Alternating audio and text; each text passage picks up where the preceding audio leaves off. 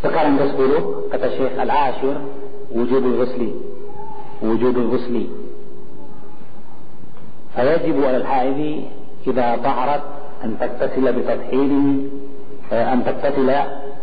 بتطهير جميع البدن لقول النبي صلى الله عليه وسلم لفاطمة بنت أبي حبيش فإذا أقبلت الحيضة فدعي الصلاة وإذا أدبرت فاغتسلي وصلي.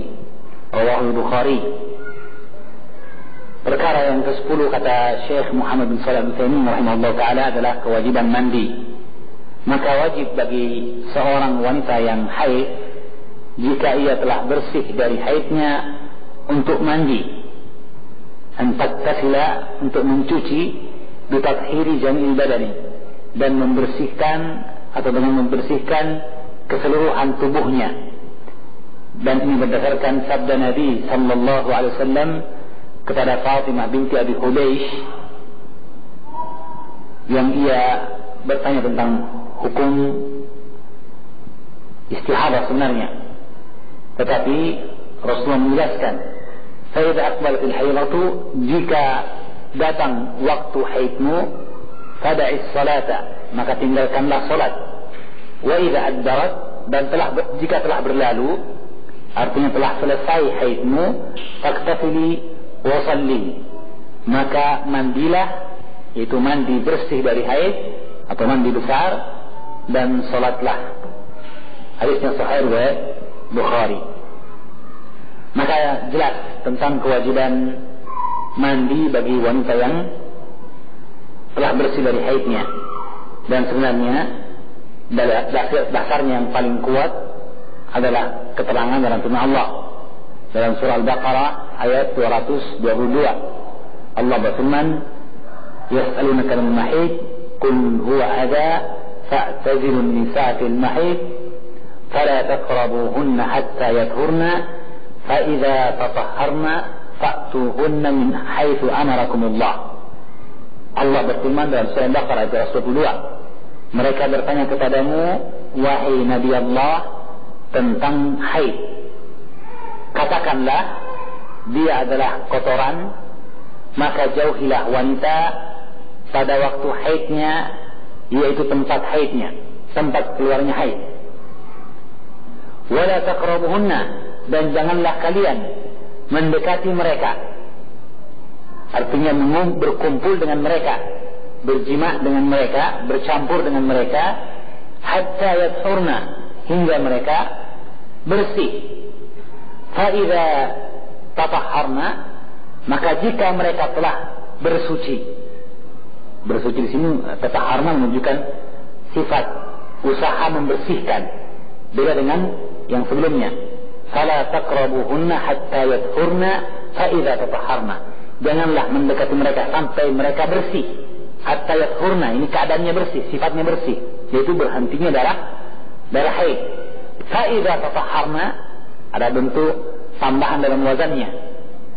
Dan jika mereka tatahharna, telah bersih, dan tambahan timbangan wazan menunjukkan tambahan makna. Berarti dia bukan lagi sekedar sifatnya bersih, berhenti darah haid, tidak, tapi apa? Bersuci, mandi. Fa idza tatahharna, maka jika telah mereka bersuci, fa'tuhunna, datangilah mereka, campuri dan gaulilah mereka, ya. Maka ini menunjukkan bahwa ada kewajiban bagi wanita yang haid setelah bersih dari haid untuk mandi, ya. Dan dalam sebahagian qiraah bacaan dari ayat ini yang dikatakan oleh Imam Ibnu Jarir At-Tabari bahwa dia adalah aula al-qira'ataini bis-shawab, bacaan yang paling tepat di antara dua bacaan, yaitu pada firman Allah, wala taqrabuhunna atau fala taqrabuhunna hatta yathurna. Dalam sebuah qiraah yang lain, fala taqrabuhunna hatta yattahurna, ya, hatta yattahurna, ya, janganlah kalian mendekati mereka sampai mereka bersuci, ya. Maka di sana ada kata tatahur, sehingga tentu saja ayat ini menunjukkan kewajiban wanita yang telah bersih dari haid untuk mandi, itu wajib baginya. Di samping faedah yang lain, yaitu faedah bahwa sesungguhnya wanita yang haid jika telah selesai dari haidnya dan akan digauli oleh suaminya, sesungguhnya hendaklah dia terlebih dahulu mandi jika memungkinkan baginya untuk mandi. Adapun jika dia sakit atau tidak adanya air, maka cukup baginya tayamum. Ya. Ini yang rajih menurut para ulama adalah wajibnya sang wanita untuk mandi dan tidak dicampuri oleh suaminya kecuali setelah dia mandi atau melakukan pengganti mandi jika ada udzur baginya. Ya, ini yang kuat dari pendapat ulama. Adapun pendapat sebagian ulama seperti Syekh Al-Albani yang ia merajihkan pendapat dari Ibnu Hazm Al-Zahiri yang mengatakan bahwa sesungguhnya wanita yang telah bersih dari haid boleh dicampuri oleh suaminya, apakah dia telah mandi atau belum, asalkan dia telah mencuci kemaluannya dan membersihkan darah haid atau bekas darah haidnya. Jadi kata beliau, boleh dicampuri baik sang wanita telah mandi besar tentu saja, atau dia hanya mencuci saja tatahur, atau sekedar berwudu sekalipun. Dia beralasan dengan firman Allah yang mengatakan fala taqrabuhunna hatta yatahurna fa idza tatahharna, dan jika mereka telah bersuci. Yang kata beliau bahwa bersuci di sini adalah bersuci yang bersifat umum, dan bersuci itu bisa saja mandi, bisa juga wudu, bahkan bisa tayamum, bahkan bisa sekedar membersihkan, ya. Tapi ini pendapat yang lemah. Kenapa?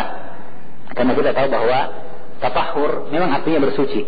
Tetapi tentu saja dia jika disebutkan kalimat tatahur kembali kepada urf syariat, kembali kepada istilah syariat akan makna tatahur itu.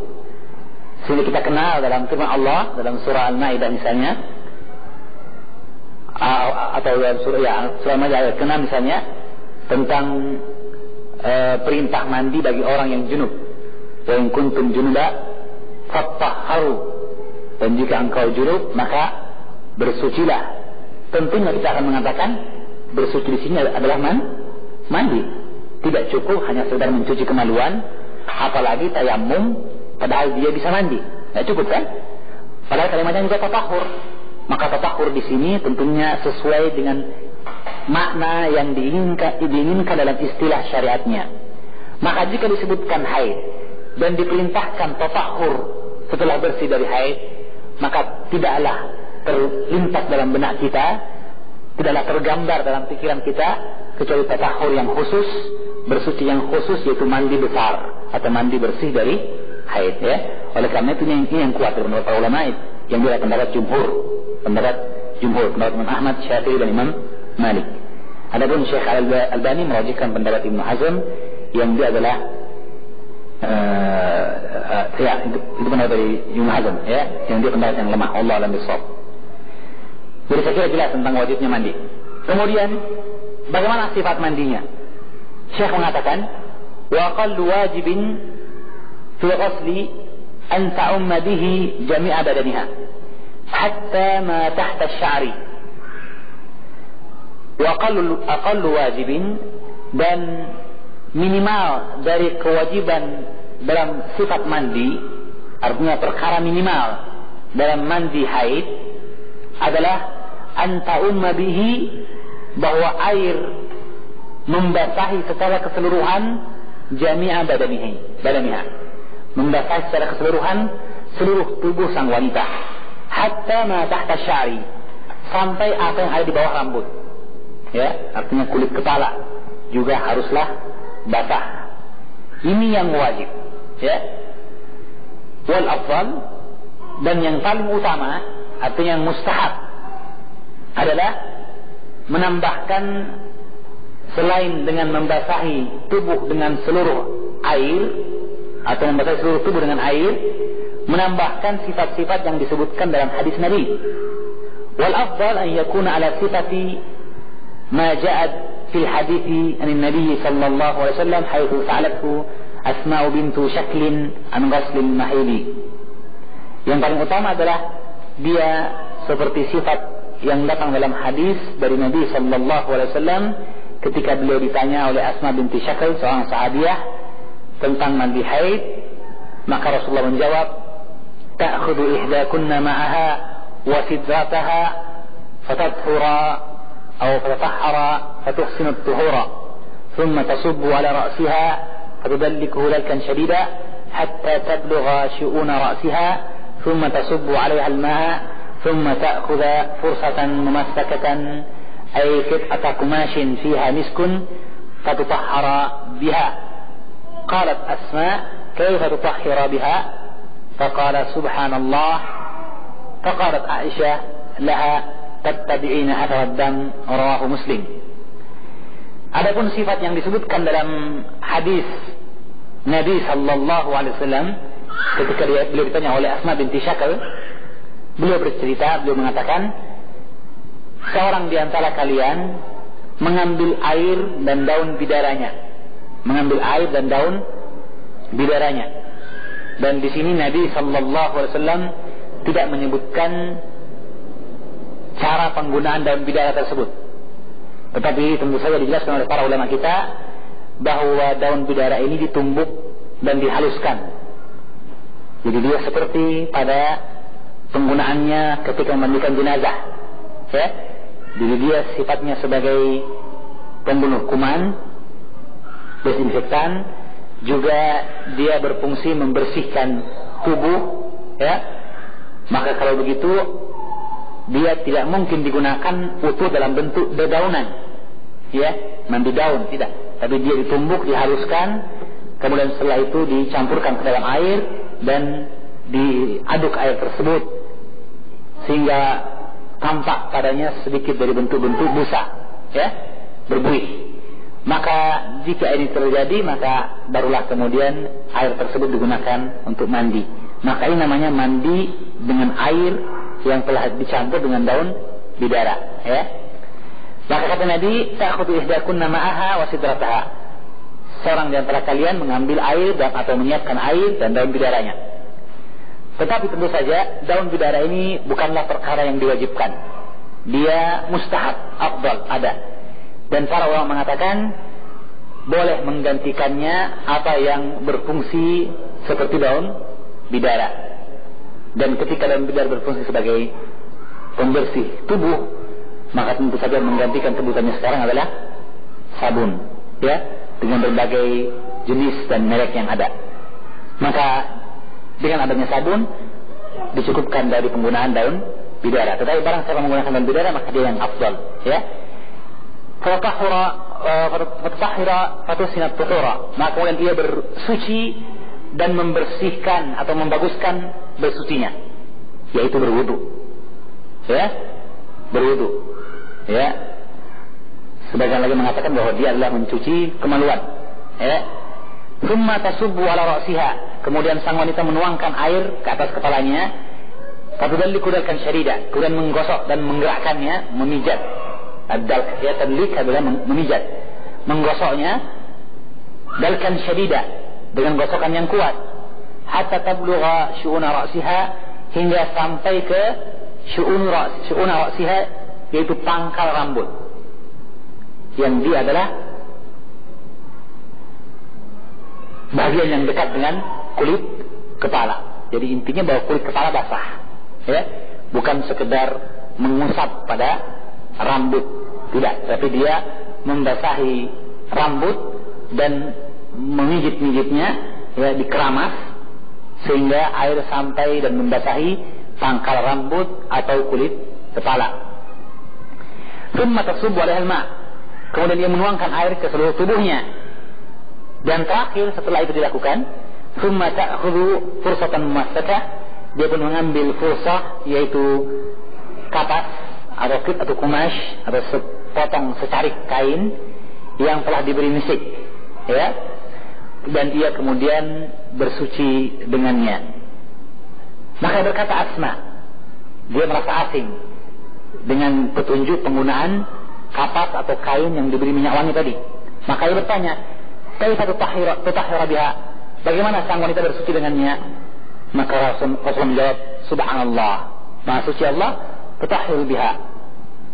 Maka akhirnya berkatalah Aisyah, faqalatlah Aisyah menafsirkan maksud ucapan Nabi sallallahu alaihi wasallam, tattabi'ina atharad dam, engkau mengikuti dan membersihkan bekas darah ini.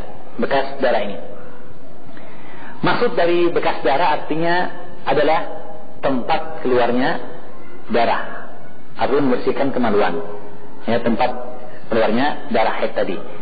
Maka di sini kita dapatkan petunjuk yang sempurna seputar mandi haid, ya, dimulai dengan berwudu dan membersihkan kemaluan, kemudian setelah itu menyiramkan air ke kepala dan membasahi rambut dan membiarkan air sampai ke pangkal rambut atau kulit kepala.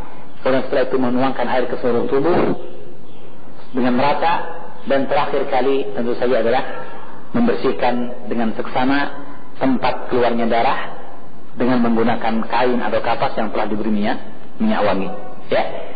Maka akhwatillah, Syekh Mustafa Al-Adawi dalam kitabnya Jami' Ahkamin Nisa mengingatkan bahwa sesungguhnya poin yang terakhir yaitu membersihkan tempat keluarnya darah haid dengan minyak wangi, ini adalah perkara dari perkara yang mustahab, yang disunnahkan dan ditegaskan tentang kesunahannya oleh Nabi sallallahu alaihi wasallam, tetapi sayang sekali banyak dilupakan oleh para wanita, banyak ditinggalkan oleh para wanita. Kenapa? Karena dalam sebuah riwayat yang sahih dari Ummu Atiyah, ya, dia menceritakan tentang apa yang dilarang pada wanita yang meninggal suaminya. Wanita meninggal suaminya, ya, tentu saja dia wajib ada berihdad atau istilahnya berkabung. Itu dia berdiam selama 4 bulan 10 hari, tidak bersolek, tidak berhias, tidak memakai minyak wangi.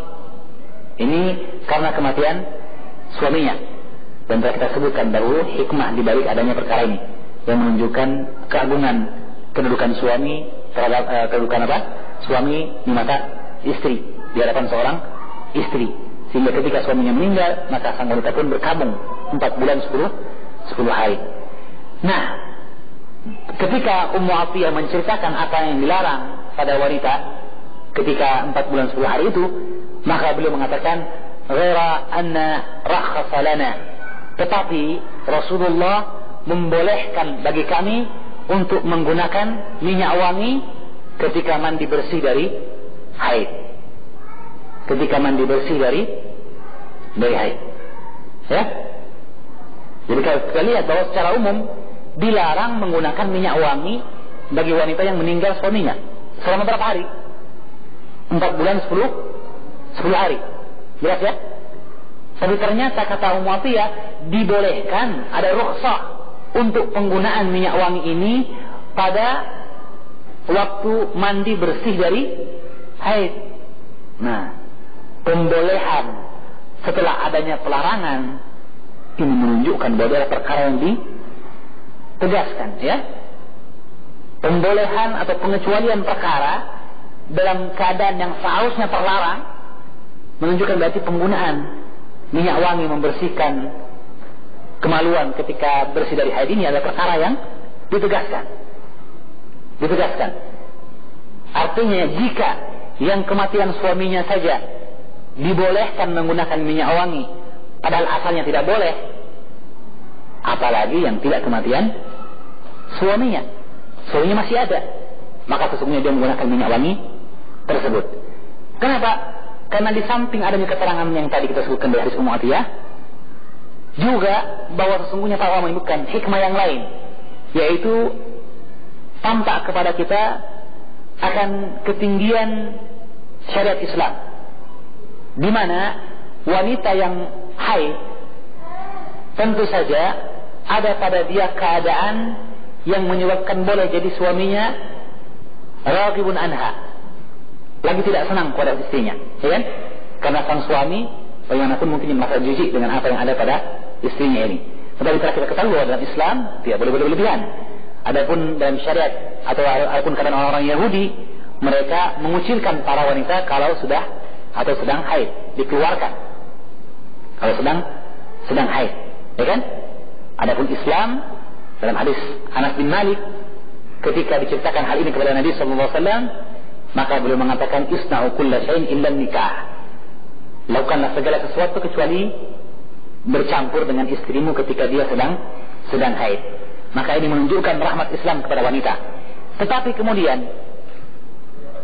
tetap diketahui bahwa haruslah dijauhi, haruslah dihindari apa yang ada dari tempat keluarnya darah haid. Tempat keluarnya darah haid. Nah, setelah bersih dari haid, maka disyariatkan kepada wanita untuk memberikan wewangian kepada tempat keluarnya darah haid tadi, untuk kemudian menarik kembali suaminya, ya, untuk menutupi apa yang mungkin terkesankan terhadap suaminya dari keadaan haid yang ada sebelumnya. Subhanallah, ya. Oleh karena itu kita sebutkan tadi bahwa di samping dia adalah perkara yang sunnah muakkadah, perkara yang sunnah dan ditegaskan, mustahab, dia juga berkaitan dengan sifat muda'adatu al-mar'ati li zawjiha. Bagaimana seorang wanita bersikap lembut kepada suaminya dengan menyembunyikan apa yang mungkin terkesankan dalam benak suaminya dari darah haid itu, dengan diberi minyak wangi sehingga apa yang tercium wangi, ya. Kemudian ada yang lain yang disebutkan oleh para ulama juga, bahwa sesungguhnya penggunaan misik ini, sebagai ulama mengatakan, karena misik ini adalah minyak yang bersifat mempercepat terjadinya kehamilan, sehingga dengan alasan seperti ini para ulama mengatakan sesungguhnya boleh digunakan minyak wangi yang lain yang kira-kira berfungsi seperti itu, ya. Tetapi kebanyakan ulama berpendapat tidaklah lain dari minyak wangi ini kecuali hanya untuk mengharumkan, tathhirul mahal, ya, wa tadjibihi, hanya untuk sekedar membersihkan tempat bekas darah haid tadi dan menjadikan dia wangi sehingga menutupi apa yang terkesankan sebelumnya dari darah haid. Itu saja. Sehingga dengan demikian minyak wangi jenis apa saja, ya, Spalding atau yang lainnya, itu menggantikan kedudukan misik, boleh dipakai, ya. Jadi misik ini bukanlah perkara yang sifatnya tidak boleh ditawar, ya. Jadi bagaimanapun misik adalah atyabu rih, minyak wangi yang paling wangi, ya, paling bagus wanginya, ya. Wallahu a'lamu bissawab. Saya kira ini perkara yang kita ingatkan. Di samping faedah yang lain yang disebutkan oleh Al-Hafidz Ibnu Hajar Al-Asqalani dan Imam Nawawi, yaitu ketika Rasulullah ditanya oleh Asma binti Syakir tentang cara penggunaan kapas yang telah diberi minyak ini, bagaimana caranya? Maka Rasulullah tidak menjawab. Beliau mengatakan, subhanallah, kamu bersihkan. Beliau tidak merinci lebih lanjut, yang menunjukkan kepada kita rasa malu yang ada pada Nabi sallallahu alaihi wasallam. Seperti disebutkan dalam hadis yang lain bahwa Rasulullah SAW asyaddu haya'an min al-aghrati fi khidriha. Rasulullah sallallahu alaihi wasallam sangat pemalu dan lebih pemalu dari seorang darah perawan di kamar pingitannya, ya. Maka karena itu Rasulullah tidak mau menyebutkan apa yang berkaitan dengan masalah pembersihan darah haid tadi, ya, sehingga beliau tidak sebutkan, sehingga diambil oleh para ulama bahwa hendaknya kita meniru Rasulullah, tidak vulgar dalam membawakan satu perkataan, ya, meskipun dia perkara syariat, tapi kita menggunakan kalimat-kalimat yang bijak, kalimat-kalimat yang bisa didengar dengan baik dan enak dicerna, ya kan? Ini kenapa? Karena Rasulullah sendiri juga seperti itu. Kemudian di samping itu juga ada hal yang lain, yaitu bahwa sesungguhnya jika terjadi hal ini dan belum jelas, maka hendaklah yang faham menyampaikan kepada yang faham. Boleh bagi sesama murid untuk saling mengajarkan di antara mereka. Yang tahu menyampaikan kepada yang belum tahu. Dan wanita boleh saling mengajarkan di antara mereka. Karena Aisyah pun menjelaskan kepada Asma binti Syakal, yang diinginkan oleh Nabi adalah seperti ini. Dan tentu saja itu wajar. Meskipun kita mengatakan di sini dalam hadis ini Aisyah radhiyallahu taala anha tidak diajari langsung oleh Nabi, kan? Ya. Tidak diajari langsung oleh Nabi. Tetapi dia langsung menjelaskan maksud dari ucapan Nabi sallallahu alaihi wasallam. Tidak lain karena dia adalah istri Nabi dan paling tahu tentang apa yang diajarkan oleh Nabi dalam rumah tangganya, termasuk seputar mandi haid ini. Ya, wallahu a'lamu bissawab. Jadi ini perkara yang disebutkan oleh Syekh Ibnu Utsaimin. Kita ulangi intinya. Intinya adalah bahwa adapun mandi yang minimal yang disyaratkan adalah basahnya seluruh tubuh, termasuk ujung-ujung rambut atau pangkal rambut, kulit kepala. Ya, bagaimana sifatnya terserah. Apakah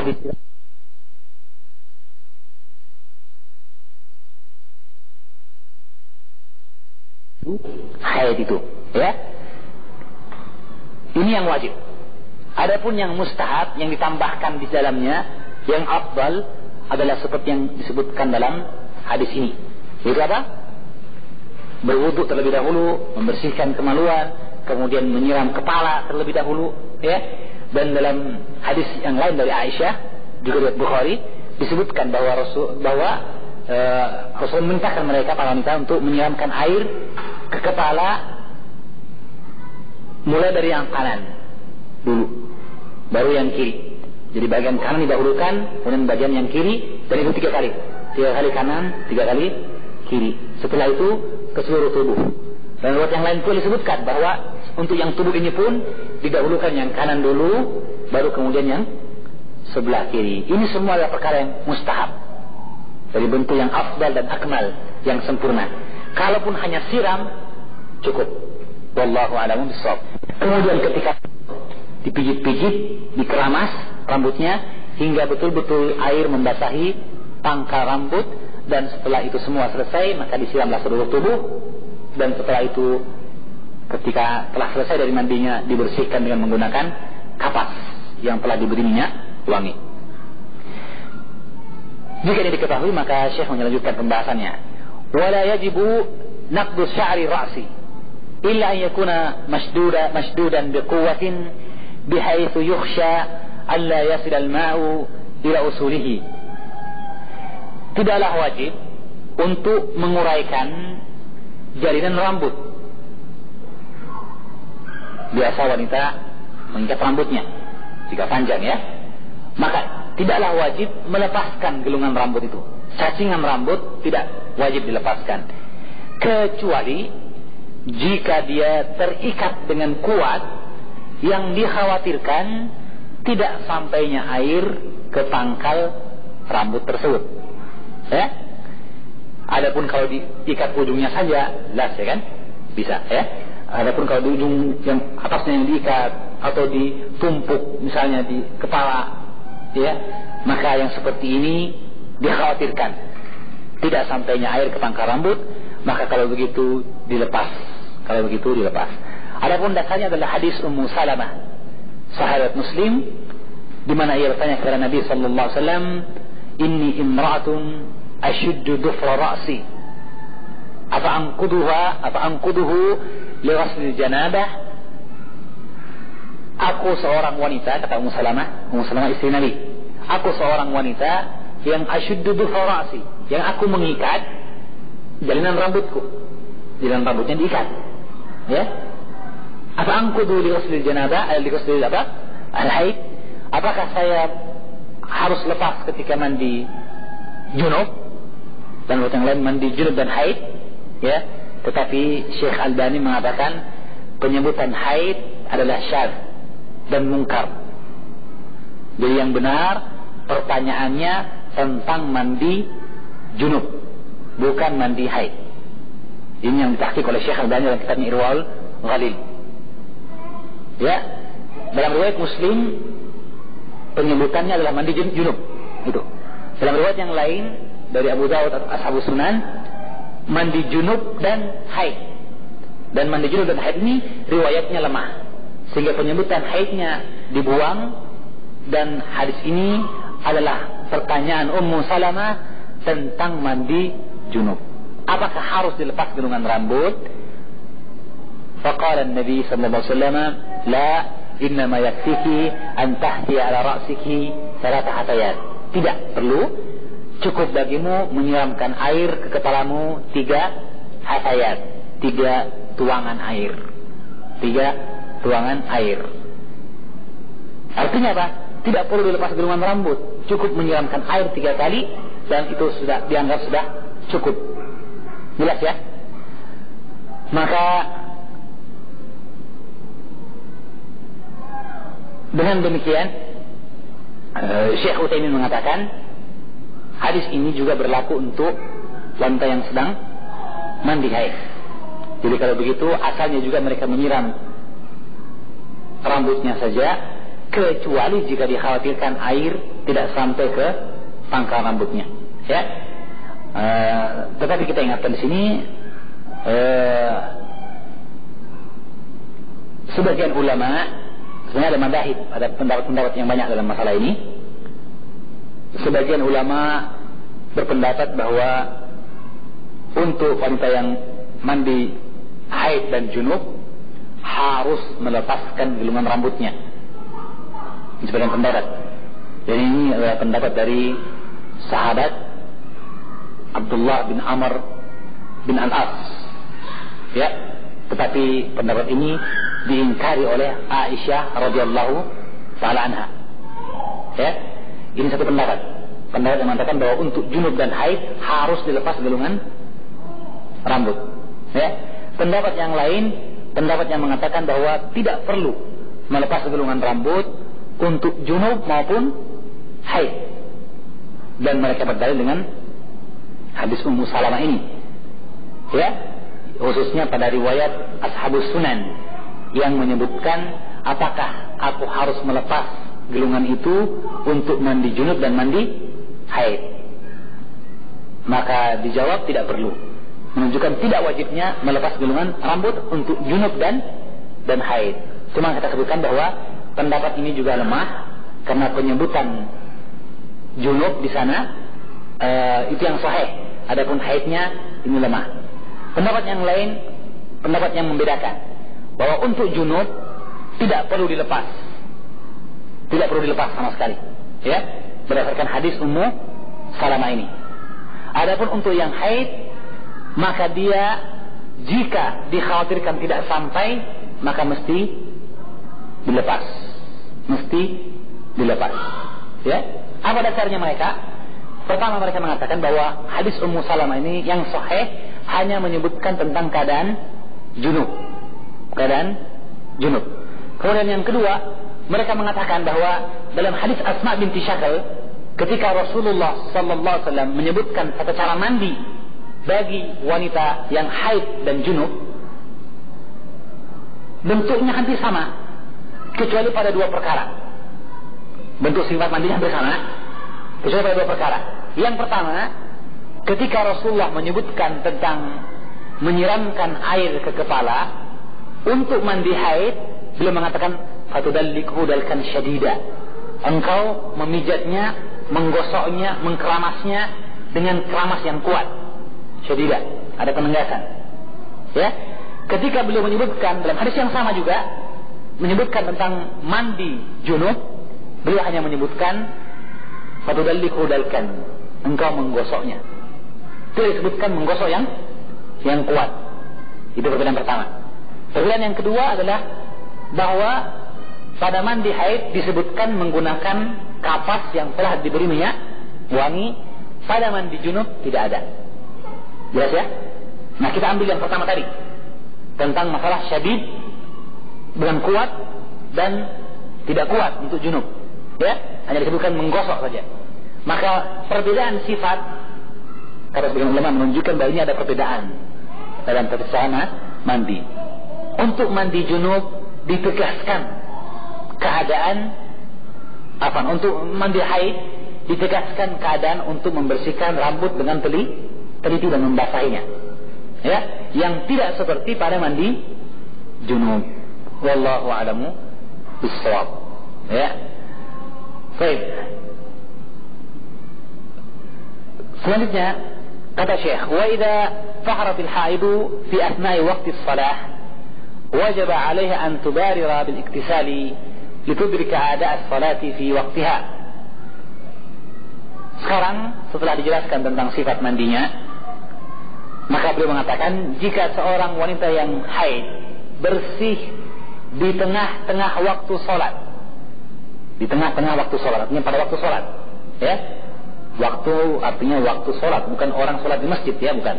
Artinya misalnya dia sedang haid pada pagi hari, nah masuk jam 2 yang dia telah masuk waktu sholat zuhur, dia bersih dari haid, ya.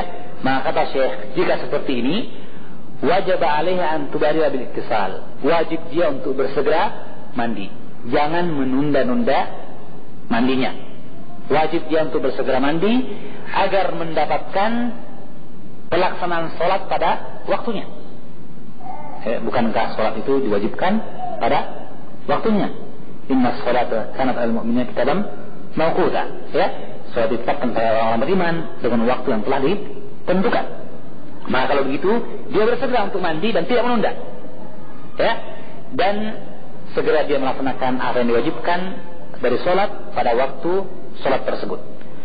Fa in kanat fi safarin, nah jika dia sedang dalam keadaan safar, walaysa indaha ma'un aw kana indaha ma'un walakin takhafu ad-darara bi istimalihi, jika dia tidak punya air dalam safar atau ada air tetapi dia khawatir dari penggunaan air tersebut dari mudarat, misalnya dia sakit, ada air, ya, tidak safar dia, atau safar ada air tapi yang cukup dan banyak, tapi dia khawatir menggunakan air tersebut, apakah karena sakit yang dialami atau karena cuaca yang sangat dingin sehingga dia tidak berani menggunakannya. Au kanat maridah, atau dia sakit, yadurruhal ma'u, yang air akan memberikan mudarat padanya. Dan bentuk mudarat ini bukan hanya yang disebut oleh Syekh Utsaimin dan yang lainnya, kata ulama, yang dimaksud dengan mudarat yang dikhawatirkan bagi si sakit bukan hanya bertambahnya sakit, tidak. Seperti kejadian yang dialami oleh seorang sahabat dalam hadis Abdullah bin Amr bin As, ya, ketika dia ikut dalam suatu peperangan, kemudian dia terluka kepalanya, sujaraksu, terluka kepalanya, ya, maka kemudian dia tidak berani mandi, maka dia minta izin kepada para sahabatnya, hal tajidu li rukhsah, apakah ada keringanan untuk tidak mandi, untuk tayammum? Kata sahabatnya, tidak, kamu harus mandi. Maka dia pun mandi dan akhirnya terbunuh, mati, ya, karena mungkin infeksi dan sebagainya, ya. Maka setelah sampai kepada Nabi, maka Nabi pun marah dan mengatakan, qataluhu qatalahumullah, mereka telah membunuh mereka, sungguh celakalah mereka. Halla sa'alu idza lam ya'lamu, tidakkah mereka tanya jika tidak tahu? Karena sesungguhnya obat dari kebodohan adalah bertanya, ya. Jadi intinya bahwa di sini kita dapatkan orang ini luka kepalanya dan dia tetap mandi, artinya meninggal. Maka Rasulullah mengatakan sudah cukup bagi dia untuk mengikat atau melilit lukanya dan kemudian dia bertayamum atau mencuci kemaluannya dan menyiramkan air pada bagian yang tidak terkena air, yang tidak luka itu. Maka di sini kita dapatkan bahwa kalau begitu tentunya penggunaan air yang dikhawatirkan memberi mudarat adalah bahwa jika dia bisa mengancam jiwa, membawa kepada kematian. Tetapi kita ingatkan, ini bukan satu-satunya darar. Para ulama menyebutkan bahwa di antara darar adalah jika si sakit bila menggunakan air akan menyebabkan ta'akhara bar'uhu, akan terlambat atau lama sembuhnya, ya. Karena ada luka yang dia haruslah cepat kering, ya kan, bukan terbakar atau apa. Jika dia kena air, dia akan membusuk lagi, ya. Maka yang seperti ini tentu saja dengan terkena air mungkin tidak sampai akan mengantar kepada kematian, tetapi sembuhnya akan lama karena akan terkena air terus. Maka sesungguhnya keadaan ini adalah keadaan yang membolehkan seseorang untuk melangkah ke keringanan yang diberikan Allah, yaitu tayamum. Tayamum, ya. Jadi tidak hanya yang dimaksudkan mudarat bagi si sakit adalah kematian, tidak. Tapi juga bertambah parahnya penyakit atau bahkan lambatnya kesembuhan adalah faktor yang membolehkan seseorang untuk bertayamum. Jelas ya? Baik. Jadi kata Syekh, adapun sang wanita jika dalam keadaan safar dan dia tidak punya air atau punya air tetapi khawatir mudarat jika ia menggunakan air, atau ia sakit dan khawatir dari penggunaan air, fa innaha tatayammamu badalan anil iktisali hatta yazul al-mani'u thumma tattasilu. Maka sesungguhnya dia boleh bertayamum sebagai pengganti dari mandi hingga hilangnya penghalang tersebut, maka kemudian ia mandi. Jadi kalau begitu boleh tayamum, ya. Saya kira jelas nih. Allah mengatakan dalam surah Al-Maidah, wa in kuntum marda aw ala safarin aw jaa ahadun minkum min al-ghaiti aw lamastumun nisa falan tajidu ma'a fatayammamu sa'idan thayyiban. Dia kalian sakit atau safar atau datang dari buang air besar, ya, atau bercampur dengan wanita dan tidak menemukan air, maka bertayamumlah, ya, menunjukkan kepada kita keringanan dari Islam, ya. Tetapi diingatkan, jika tayamum berkaitan dengan uzur, adanya kepayahan kalau harus menggunakan air dan mandi tadi, maka tentu saja jika telah hilang uzur, maka kembali apa yang menjadi kewajiban, yaitu mandi, ya. Jika orang yang sakit telah sembuh, jika orang yang takut kedinginan mendapatkan kemampuan untuk memanaskan air, atau sudah terang cuaca, ya, atau orang yang safar tadi yang tidak punya air telah mendapatkan air, maka dia wajib untuk mandi. Jelas, ya? Dia tidak bilang, kan sudah bebas tadi, saya harus mandi memang, terus saya tayamum tadi karena tidak ada air. Kalau begitu saya sekarang sudah bersih. Tidak. Bersih yang ada dari tayamum bersifat sementara. Ini yang benar dari pendapat para ulama. Sebagian mengatakan bahwa bersihnya sempurna sehingga tidak perlu lagi mandi. Jelas, ya? Tetapi yang benar bahwa tayamum hanya yarfa'ul hadath, mengangkat hadath, tetapi dia sementara. Dasarnya darinya adalah hadis Ibnu Abbas.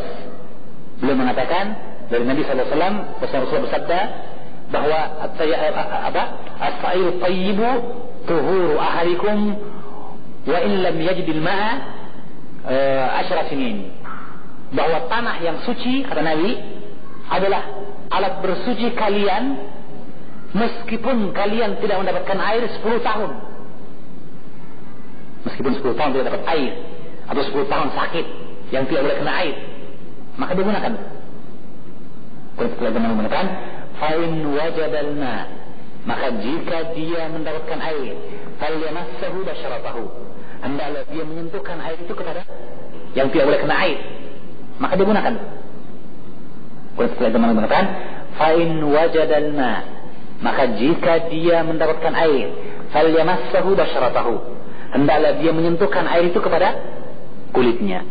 Artinya, jika telah hilang uzurnya, tidak dapat kena air selama 10 tahun tadi, ya, atau tidak boleh kena air selama 10 tahun tadi, jika telah sembuh penghalangnya, hilang penghalangnya, falyamassahu basyaratahu, hendaklah dia menyentuhkan air itu kepada kulitnya, menunjukkan dia wajib sekarang menggunakan air untuk mandi junub atau untuk berwudu jika dia tayamumnya hanya pengganti wudu, ya. Jika tayamumnya pengganti mandi, baik dia mandi junub atau mandi haid, maka setelah hilang udurnya dia wajib mandi. Jika wudu tayamumnya pengganti wudu, ya, karena buang air, karena kentut dan sebagainya, maka setelah dapatkan air batal tayamumnya dan dia wajib untuk berwudu. Jelas, ya? Jika dia sholat dengan tayamumnya padahal ada air atau hilang udurnya, maka tidak sah sholatnya. Jelas? Allah a'lam bishawab. Baik. Kemudian wa inna ba'dhan nisa tadhuru fi asna'i waqti shalah wa tu'akhiru ittisala ila waqtin akhar. Kemudian kata Syekh, jadi beliau ingin menjelaskan mengapa sang wanita diperintahkan untuk bersegera mandi jika dia bersih pada waktu sholat tertentu. Tujuannya agar dia bisa segera melaksanakan kewajiban sholat pada waktu tersebut, ya kan? Maka dikatakan oleh Syekh, sesungguhnya ini kejadian, kenyataan yang ada. Sesungguhnya sebahagian wanita bersih, tadhuru, bersih artinya selesai berhenti dari haid di tengah-tengah waktu sholat. Wa tu'akhirul iktisala, tetapi sayangnya mereka menunda mandi haidnya ila waktin akhar, sampai masuk waktu yang lain. Ibarat tadi waktu duhur sebenarnya telah bersih, tapi dia tidak buru-buru mandi. Dia mandi nanti setelah sholat asar, artinya ketika akan sholat asar dia baru mandi, ya. Dengan alasan apa? Alasannya innahu la yumkinuha kamalut tatahhuri fi hadzal waqti, dengan alasan bahwa dia tidak bisa mandi yang sempurna pada waktu itu. Karena kadang ya wanita kalau mandi haid sampai berjam-jam ya di kamar mandi nggak keluar, ya, ingin bersih sekali, ya, apalagi jika dia ingin mungkin melaksanakan dengan sempurna apa yang disebutkan dari mandi haid ini, tetapi dia agak kelamaan mandinya, maka dia merasa kayaknya tidak cukup waktu kalau saya mandi sekarang kemudian langsung sholat duhur, mending sekalian nanti setelah asar mandi puas-puas dulu sempurna dan sebagainya, setelah itu baru sholat duhur pada waktu asar, ya. Maka ini tentu saja adalah satu bentuk kekeliruan, ya. Maka Syekh mengatakan walakinna hadza laysa bihujjah wala udhra, akan tetapi ini kata Syekh bukanlah alasan dan bukan pula penghalang, li'annaha yumkinuha an taqtasira ala aqallil wajib fil ghusli, karena mungkin bagi sang wanita untuk mencukupkan mandi yang paling minimal, itu mandi yang wajib. Apa tuh? Basahnya seluruh tubuh, meskipun belum pakai minyak wangi, mungkin, ya kan? Meskipun belum sampai keramas yang sempurna, mungkin. Apa itu? Hanya menyiramkan air ke seluruh tubuhnya dan kemudian membersihkan dengan niat mengangkat hadas dari haid itu, ya. Maka kata Syekh mungkin bagi dia untuk mencukupkan dengan yang paling wajib dari mandi itu, wa tu'addi sholata fi waqtiha, kemudian dia menunaikan salat pada waktunya. Thumma idza hasara laha waqtu sa'atin, kemudian ketika datang padanya waktu yang lapang, tatahharat tatahhuran kamila, maka ia akan bersuci dengan bersuci yang sempurna. Itu kan gampang, ya. Maka ini kesalahan ini yang kadang terjadi, sebagaimana juga kadang terjadi pada bapak-bapak, ya, mungkin karena kerja atau apa, ya, akhirnya kemudian sudah masuk waktu, maka dia menunda dengan mandi dulu, ya, sehingga akhirnya kadang mandi sholat telah selesai, ya, makanya berkeliru. Sebab mandi bukanlah syarat untuk sahnya sholat, ya kan? Apalagi meskipun berkeringat dan sebagainya, dia bisa dengan cuci muka, membersihkan tubuh dan sebagainya dengan cara yang sederhana. Setelah itu berwudu dan sholat meskipun belum mandi, selama itu bukan karena junub, ya. Kemudian setelah itu dia sholat, dan setelah sholat silahkan mandi sepuasnya, ya kan? Nah, kadang di antara bapak-bapak, bahkan di antara ikhwan biasa di masjid, ya, seperti ini keadaannya. Pas adzan baru masuk mandi, akhirnya antrian di kamar mandi. Orang selesai sholat barulah keluar dari kamar mandi, ya. Kenapa selalu yang dipilih mandi ketika akan sholat, ya kan? Bukan ada waktu sebelumnya. Dan kalaupun ternyata sudah ditegakkan sholat, hendaknya dia berwudu, itu yang wajib. Tidak sah sholat bagi orang yang berhadas tanpa berwudu. Adapun mandi itu hanya bagi yang junub, ya kan? Maka sekarang dia cukup berwudu. Jika dia khawatir keringat dan sebagainya, maka dicuci mukanya, diseka dan sebagainya. Setelah itu dia berwudu, kemudian dia sholat, dan sepulang dari sholat silahkan mau berenang di kolam kamar mandi juga silahkan, ya, nggak apa-apa. Maka demikian halnya dengan para wanita, bahwa dia bisa dengan mandi mencukupkan apa yang wajib dulu dalam rangka mengejar waktu, karena sesungguhnya sholat yang paling utama adalah sholat pada waktunya. Amal yang paling utama adalah sholat pada waktunya, ya. Kemudian setelah itu dia jika ingin mengulang mandinya, ingin lebih sempurna, ingin pakai minyak wangi 1 botol, ya silahkan. Ya, setelah dia sholat. Wallahu a'lamu bishawab. Saya kira ini pembahasan kita pada hari ini. Ada pertanyaan mungkin dari akhwat dan ummahat atau dari ikhwan yang hadir seputar masalah kewajiban mandi bagi wanita yang telah bersih dari haid.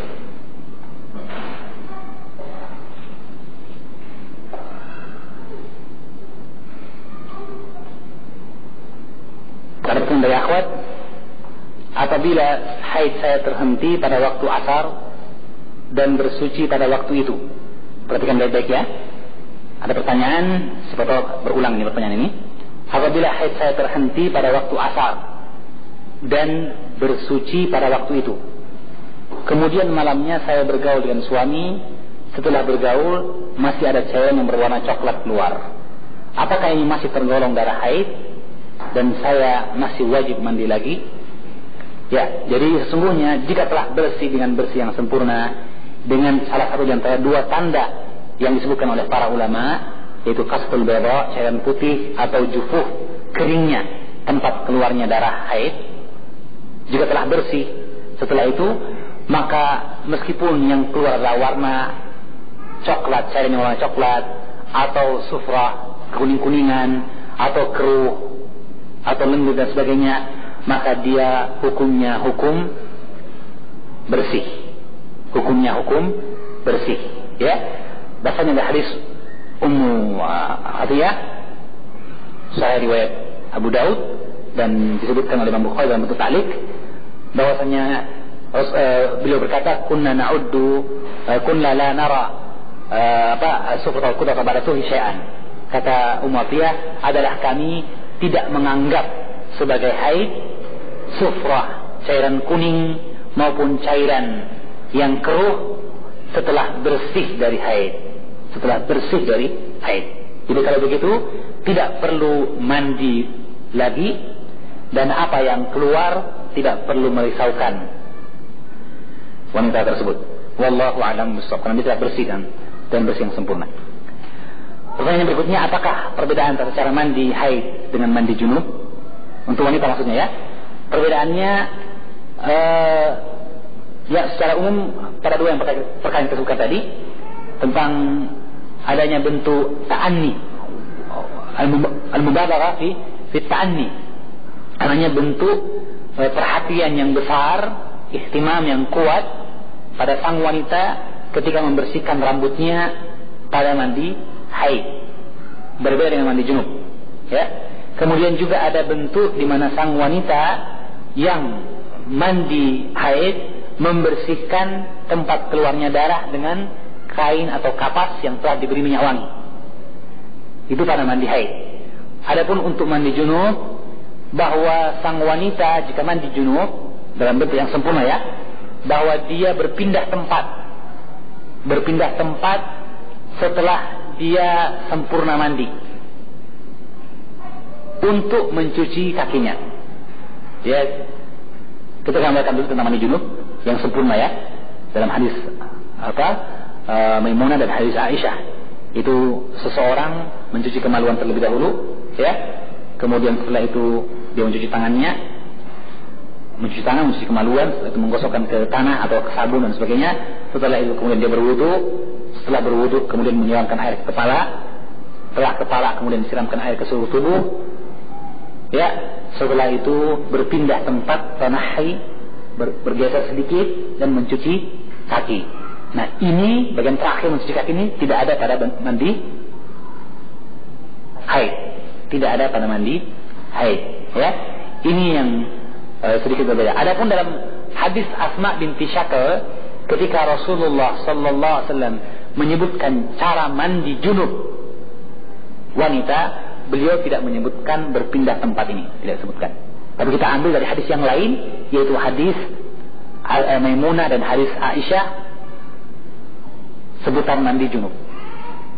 Ini yang sempurna ya. Adapun pada dasarnya mandi haid maupun mandi junub sama dalam hal apa yang diwajibkan. Itu apa? Basahnya seluruh tubuh dan digosok. Itu yang wajib, ya.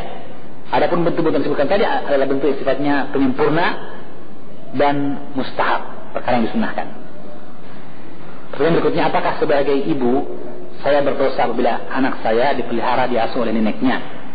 Catatan, anak dari suami saya yang dahulu, ya. Tentang dipelihara atau diasuh, sesungguhnya itu tidak jadi masalah, ya.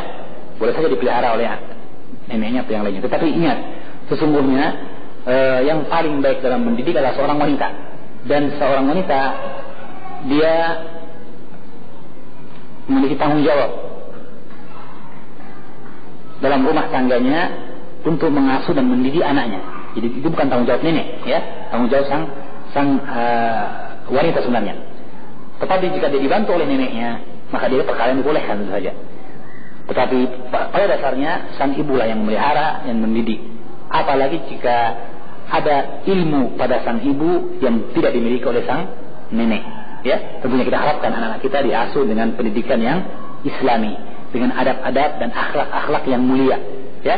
Yang itu boleh jadi tidak diketahui oleh nenek kita, ya. Maka karena itu tentunya sang wanita memelihara anak tersebut itu jauh lebih baik. Wallahu a'lam bishawab. Kemudian bagaimana dengan wanita yang sudah suci dari haid tapi belum mandi, lalu dicampuri oleh suaminya? Apakah yang mandi cukup sekali dengan dua niat, yakni mandi haid dan mandi janabah atau mandi junub? Ya, boleh seperti itu. Jadi seorang wanita, ada kasus seorang wanita sudah suci dari haid, tapi dia belum mandi, kemudian dicampuri oleh suaminya. Belum mandi ini ada hukumnya, ya. Menurut pendapatnya Syekh Al-Albani, kalau dia belum mandi dicampuri boleh saja, asalkan dia telah membersihkan tempat keluarnya haid, atau dia telah bersuci, apakah berwudu, tayamum atau mandi, boleh saja, ya. Ini pendapat dari Syekh Al-Albani. Tetapi yang benar adalah pendapat jumhur ulama yang mengatakan diwajibkan mandi, sehingga kalau dia dicampuri dan tanpa mandi sebelumnya, maka dalam pendapat jumhur dia berdosa. Sang suami berdosa, demikian pula sang wanita berdosa karena tidak mengingatkan suaminya. Karena itu mereka wajib bertobat, ya. Nah sekarang kalau sudah terjadi, terlepas dari perkara mana yang terjadi, ya, apakah dia menganggap pendapat Syekh Al-Albani yang kuat atau pendapat jumhur dan ini yang benar, ya, maka dalam keadaan seperti ini dia mandi dengan dua niat sah mandinya.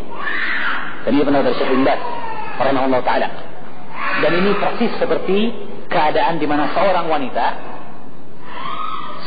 yang dibahas dalam kitab fikih adalah keadaan seorang wanita, dia berjunub dengan suaminya, dicampur oleh suaminya, belum sempat mandi junub, ternyata dia mengalami haid.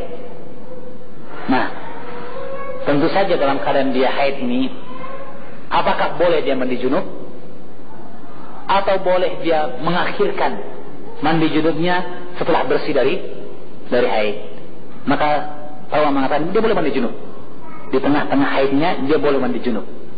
Dengan itu bahwa dia sudah selesai junubnya, tinggal belum boleh sholat karena masih haid, ya kan? Dan setelah dia bersih dari haid, dia tinggal mandi haid. Tapi juga boleh dia tidak mandi junub, karena menganggap kalaupun saya mandi junub kan juga tidak bisa sholat, ya, mending tidak usah mandi junub dulu. Maka setelah selesai dari haid sempurna, dia mandi haid sekaligus meniatkan mandi junubnya. Ini sah. Wallahu a'lamu bishawab. Dibolehkan oleh para ulama melaksanakan mandi dengan dua niat seperti ini. Ini pendapat dari Syekh Ibn Baz rahimahullah taala. Adapun Ibnu Hazm mengatakan tidak, dia harus dua kali mandi haid dan mandi junub. Wallahu a'lam bishawab. Pertanyaan berikutnya, apakah penggunaan minyak wangi dan daun bidara tidak perlu pada mandi junub? Dipakai juga pada mandi junub. Daun bidara dipakai, adapun minyak wangi tidak perlu, tidak disebutkan dalam hadis mandi junub, ya. Adapun kalau dia mau menggunakan, tentu saja tidak apa-apa, asalkan tidak memiliki keyakinan-keyakinan tertentu bahwa dia disyariatkan, ada keterangannya, ada dalilnya. Tidak ada. Untuk mandi junub tidak ada perintah untuk menggunakan minyak wangi. Ya, adapun daun bidara maka dia perkara yang boleh digunakan secara mutlak ya. Dalam mandikan jenazah digunakan, mandi haid digunakan, orang yang kesurupan juga mandi ini dimandikan dengan air daun bidara, ya kan? Maka dia adalah perkara yang bersifat mencuci, membersihkan, dan juga adanya faedah-faedah yang lain, khasiat-khasiat yang lain. Wallahu a'lam bishawab. Jadi boleh digunakan asalkan jangan memiliki keyakinan-keyakinan tertentu ya, bahwa jadi syariatkan atau dia diperintahkan atau disunnahkan dan sebagainya. Wallahu a'lam bishawab. Apakah salah jika menahan diri dari saling menasihati dalam kebaikan pada sesama wanita, dikhawatirkan nanti tersinggung karena sebagaimana sifat wanita mudah tersinggung? Nah, ini pertanyaan yang bagus. Di satu sisi ada kontradiksi dalam pertanyaannya ya. Ditanyakan apakah salah jika menahan diri dari saling menasihati karena khawatir tersinggung. Sebab wanita sifatnya mudah tersinggung. Artinya apa? Kalau dikatakan tidak salah, tidak menasihati karena khawatir tersinggung, sedangkan sifat wanita mudah tersinggung, itu tidak perlu menasihati kalau begitu, ya kan? Ya, tidak benar ya, ini ada kontradiksi di dalamnya. Yang benar bahwa kita diwajibkan untuk saling menasihati. Tetapi dalam menasihati ada uslubnya, ada caranya. Gunakan kalimat yang lembut terlebih dahulu, nasihat yang baik dengan bentuk menggugah dan mengingatkan, dan bentuk-bentuk yang lainnya. Ya, dalam bentuk permisalan, percontohan dan sebagainya. Rasulullah sangat banyak memberikan contoh, belum mengingatkan perkara. Ada yang belum naik langsung atas mimbar mengingatkan, afatkan anta ya Mu'ad, apakah engkau membuat fitnah wahai Mu'ad? Di tempat yang lain beliau mengatakan, ma balu aqwamun yakuna kada wa kada, mengapa ada orang-orang yang bilang seperti ini, bilang seperti itu? Di tempat yang lain beliau mengatakan, janganlah seorang di antara kalian mencambuk istrinya seperti mencambuk budak laki-lakinya. Setelah itu di akhir sorenya dia gauli juga istrinya. Ya, maka itu menggugah kan? Apa wajar? Sudah dicambuk sama mati-matian istrinya, setelah itu mau juga dipanggil juga. Kalau begitu hendaklah kita bersifat lembut kepada sang wanita. Toh dia istri kita, toh pendamping kita, nanti pun akan disayang juga, ya kan? Maka ini bentuk gugahan. Jadi bentuk banyak cara yang digunakan oleh Nabi, menggunakan uslub-uslub yang tepat dalam memberikan nasihat. Gunakanlah itu. Ya, adapun sifat wanita mudah tersinggung itu perkara yang mungkin terjadi pada sebagian wanita, tetapi itu tidak menghalangi kita dari saling menasihati. Dan kalaupun terjadi ketersinggungan, maka sesungguhnya nasihat dari Allah Subhanahu wa taala dalam surah Luqman, ketika disebutkan wasiat dari Luqman Al-Hakim kepada anaknya. Ya bunayya aqimis salata wa'mur bil 'urfi wanha 'anil munkari wasbir 'ala ma asabak. Wahai anakku, tegakkanlah salat, amar ma'ruf nahi munkarlah, dan bersabarlah terhadap apa yang menimpamu. Jadi kita harus bersabar akan apa yang menimpa dari perkara amar ma'ruf nahi munkar itu. Di antara perkara yang 4 yang merupakan dasar dalam Islam adalah apa? Ilmu, amal, dakwah, dan bersabar akan adanya gangguan, ejekan, cemoohan yang kita alami ketika berilmu, beramal, dan berdakwah tadi. Ya kan? Pasti ada cemoohan, pasti ada celaan. Tapi tidaklah kita kemudian bersikap membalas cemoohan tersebut dengan cemoohan yang lainnya. Tidak.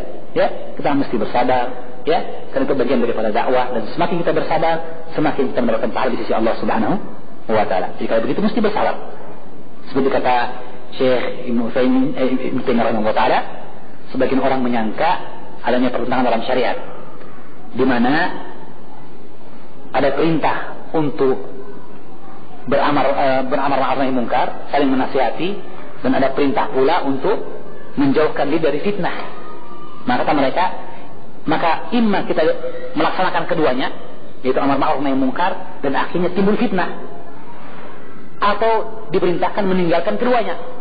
Jangan amar ma'ruf, jangan saling menasihati supaya tidak timbul fitnah. Maka kata beliau, padahal mereka keliru.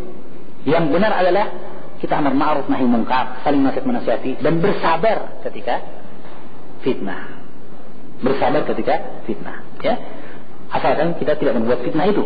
Bukan kita yang mencetuskannya. Tapi bagaimanapun kebenaran pastilah asing di kalangan orang yang berbuat kebatilan. Ya, pastilah tauhid adalah perkara mungkar menurut orang-orang yang berbuat syirik. Ya, maka kita sabar. Ya, wallahu a'lam bishawab.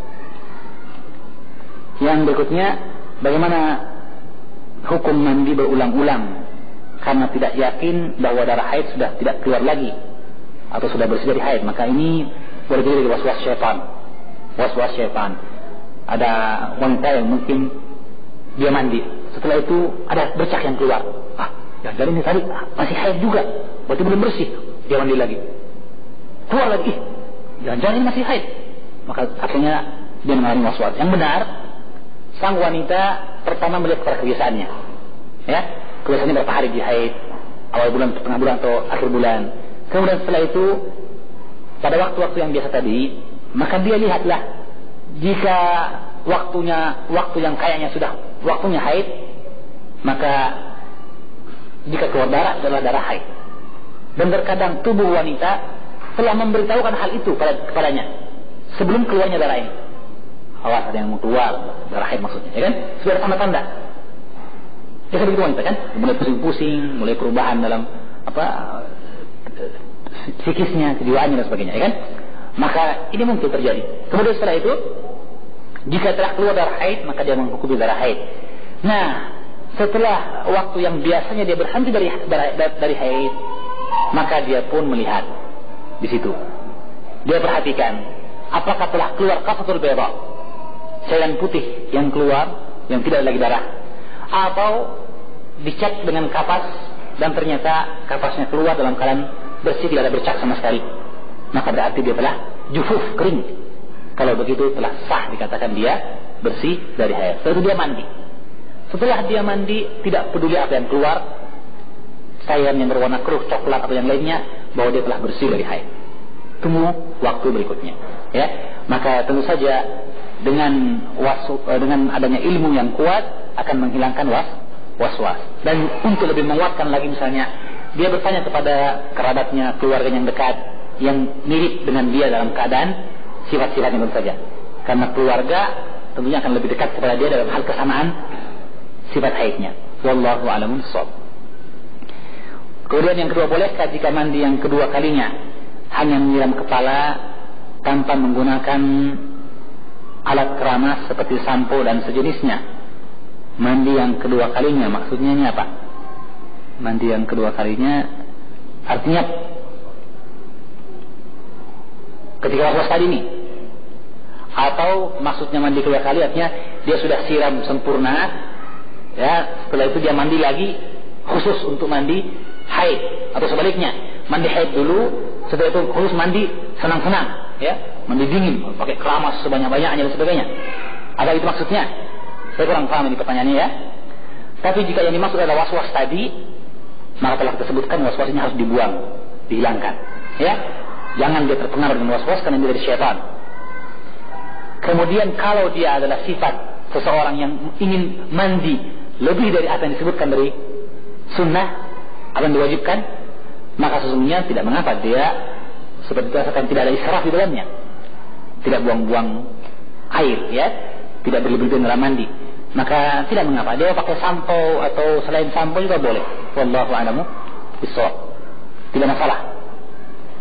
Yang terakhir, pertanyaan terakhir, menjadi syaratkah mencuci kemaluan dengan bersih dalam bertayamum?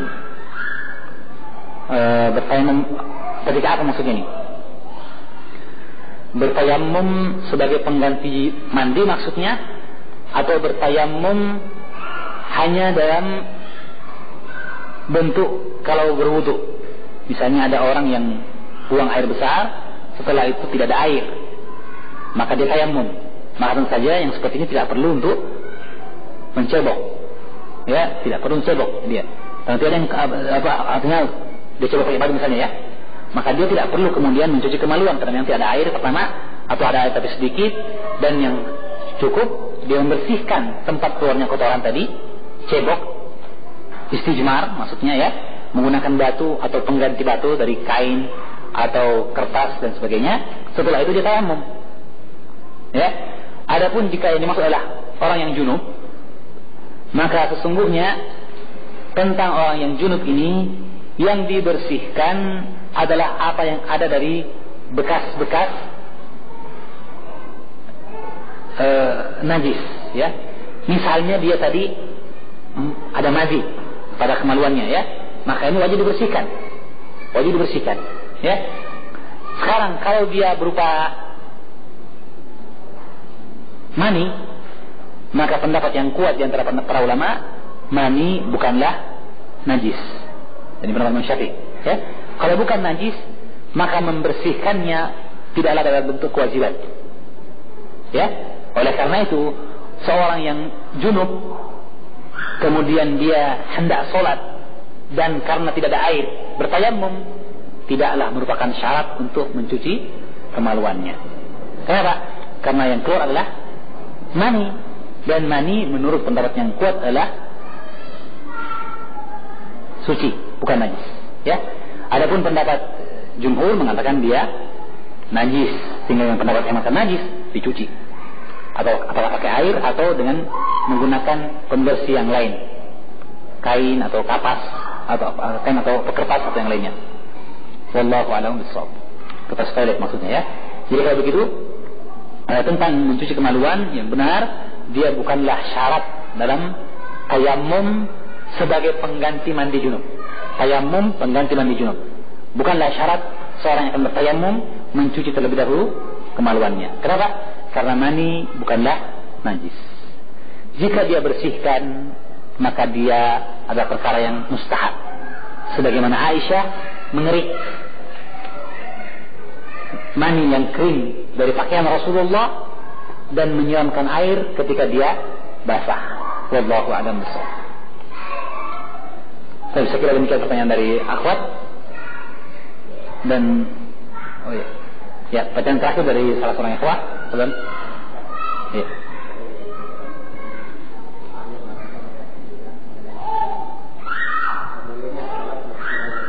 Ya.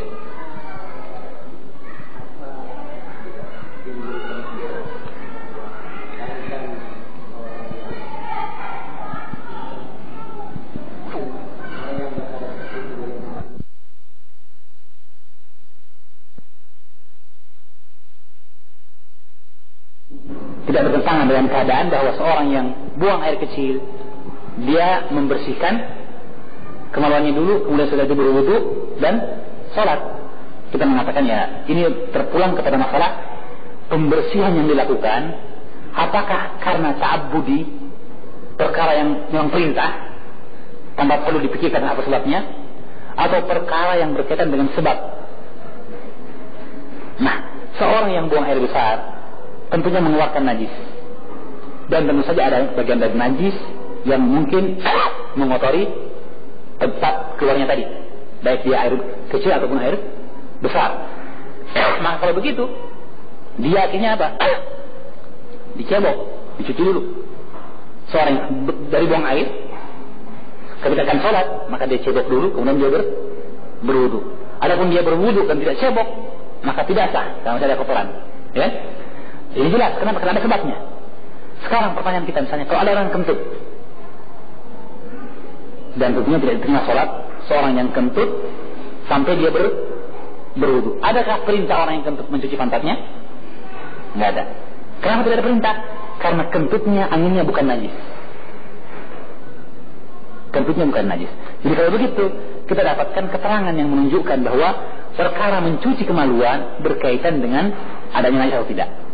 Dalam hadis Ali bin Abi Thalib, ia bertanya kepada Nabi, "Ya Rasulullah, ini wajuhan mazza. Aku seorang laki-laki yang banyak mengeluarkan nadi. Maka yang harus aku lakukan?" Kata Rasulullah, "Fi wudu. Kamu wajib berwudu karena nadi." Dan berkata lain, "Iksil dzakarak wa tawadda." Cuci kemaluanmu dan berwudulah. Menunjukkan bahwa nadi yaitu apa yang keluar karena pikiran-pikiran, menghayal dan sebagainya, yang tidak ada padanya bentuk kelezatan dan sebagainya, maka dia adalah mazi, dan mazi ini najis karena perintah mencuci kemaluan, kemudian berwudu. Nah, untuk junub atau mani tidak ada keterangan sama sekali yang menunjukkan kepada kita perintah mencuci kemaluan, tidak ada. Yang ada adalah perbuatan Aisyah radhiyallahu taala anha yang dia mengerik mani yang kering pada pakaian Rasulullah. Rasulullah SAW menggunakan pakaian itu. Dan jika basah, disiramkan air. Nah, para ulama yang berselisih menafsirkan hadis ini. Apakah hadis ini menunjukkan mani itu najis dengan dalil disiram ketika dia basah, atau tidak najis dengan dalil bahwa ketika kering dia dikerik? Dan yang lebih kuat adalah pendapat yang mengatakan tidak najis. Kenapa? Karena kalau basah disiram, ini kesannya memang najis. Tapi kalau kering harusnya disiram juga. Karena kalau hanya dikerik, yang keluar hanyalah yang di lapisan luar. Yang dalam pakaian masih nempel, masih ada. Seperti orang pakaian terkena kencing. Apakah cukup yang dikerik saja? Tidak kan? Harus dicuci. Ya, demikian pula misalnya kain yang terkena kotoran manusia, kotoran anak kecil, maaf ya. Maka kita korek, ternyata masih ada di dalamnya. Haruskah dibersihkan? Harus dibersihkan. Tidak cukup hanya dengan mengeluarkan gumpalannya, maaf ya, tapi juga harus dibersihkan bekasnya yang berbau atau kelihatan bekas-bekasnya tadi. Dibersihkan. Meskipun dia kering, harus dicuci. Maka demikian pula mani tentu saja kalau dia najis. Tidak cukup dengan mengeriknya, harus disiram. Nah, ketika dikerik dan Rasulullah mencukupkan yang itu dan menggunakannya untuk sholat, menunjukkan dia bukan najis sama sekali. Kenapa? Berarti bahwa mencucinya ketika basah babnya takadur, babnya adalah untuk kebersihan. Bagaimanapun bahwa dia perkara yang tidak enak kan? Seperti halnya kotoran ayam bukan najis. Kenapa? Karena hewan yang dimakan dagingnya. Dan sepakat para sahabat, hewan yang dimakan dagingnya kotorannya bukan najis. Tai kambing kah? Tai sapi kah? Tai onta kah? Termasuk tai ayam, bukan najis. Tadi kira-kira ada orang yang sholat pakai tai ayam, ya? Tidak kan? Tekaduran, jijik kita kan? Nah, kita bersihkan. Bersihkannya bukan karena najisnya, tapi karena menjijikkannya, tidak enaknya. Kalaupun sholat kita tidak ada orang lain di situ, misalnya kita sholat terpaksa habis kerja ayam dan sebagainya, masuk waktu sholat, nah kita sholat sah sholat kita. Wallahu a'lam bishawab.